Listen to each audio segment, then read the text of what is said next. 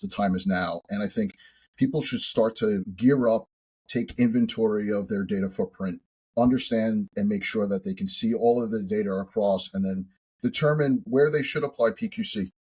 I think that's a really important first step. The other thing that I think is super important in a topic like this is even early on when we used to have these conversations internally, there wasn't a lot of key stakeholders that really wanted to pursue these types of things.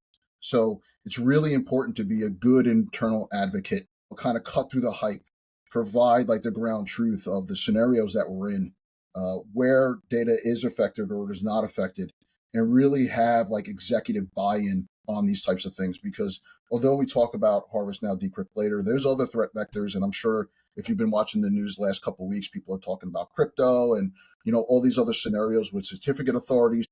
These are real threats, and, it's a looming threat. And there's so much uncertainty on how fast this is going to accelerate because, not too many months ago, people were saying this is 20 years out. And now people have revised this to be, the next 5 or 10 years. I think people are finally having the right conversations, but, internally, whether you're a customer or a vendor, you should really be having these internal conversations, have some executive buy-in, and then, proceed with what is known. And, we're all blessed that NIST is really giving us a lot of good guidance on where to apply these things, how we can get things into the product, and talking about crypto agility. So, it's not everyone's discovering uncharted land. Some of these things are relatively well-defined, and people should be adapting and adopting to that.